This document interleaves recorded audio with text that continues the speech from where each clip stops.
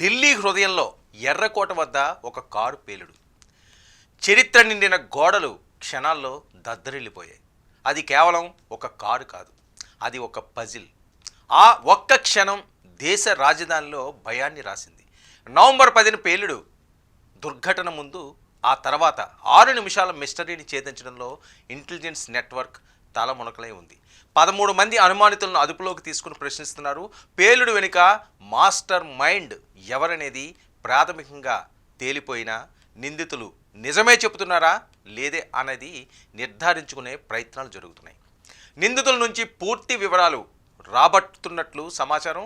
పేలుడు ముందు అసలు ఏం జరిగింది, పేలుడు తర్వాత ఏం జరిగిందో ఇప్పుడు లుక్కేద్దాం. నవంబర్ 10 సాయంత్రం 6:48 ఢిల్లీ ఎర్రకోట సమీపం. Traffic light red. ఒక I-20 కారు నిశ్శబ్దంగా నిలిచింది. సెకండ్లోనే ఒక్క పేలుడు. ఇనుప ముక్కలు చెల్లాచెదురయ్యాయి. 8 ప్రాణాలు క్షణాల్లో గాల్లో కలిసిపోయాయి. మరో 24 మంది గాయాలతో విలవిల్లాడారు. పేలుడు దాటికి పక్కన ఉన్న 10 వాహనాలు తుక్కుతుక్కయ్యాయి.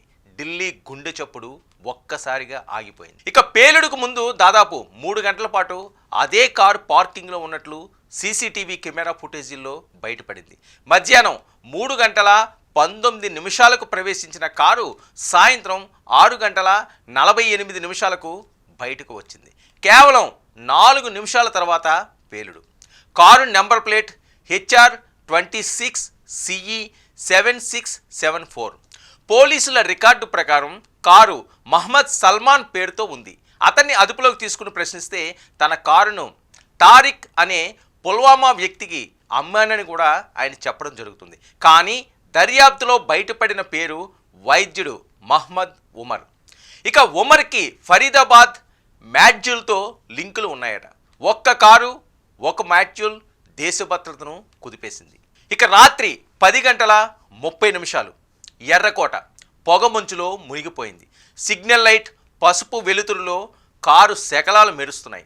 ఫోరెనిక్స్ బృందాలు ఆధారాల కోసం వెతుకుతున్నాయి. NSG, NIA, ఢిల్లీ పోలీస్ అంతా ఒక్కచోట.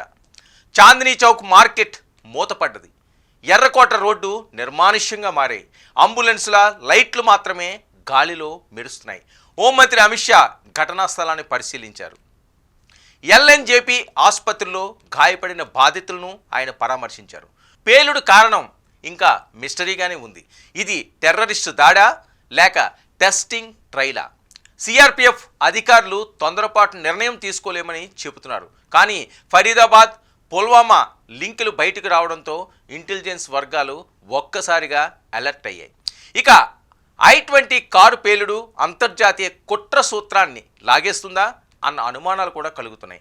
ఢిల్లీ పేలుడు కేవలం కారులో కాదు, మన భద్రతా భావంలో జరిగింది అంటున్నారు ప్రజలు. ఇక ఎర్రకోట పేలుడు భారత రాజధాని సెక్యూరిటీ స్ట్రక్చర్ను తిరిగి అద్దంలో చూపింది. చారిత్రక కోట గోడ పక్కన హై ఇంటెన్సిటీ ప్లేస్లో ఈ దాడి జరగడం ఒక్కసారిగా దేశం ఉలిక్కిపడింది.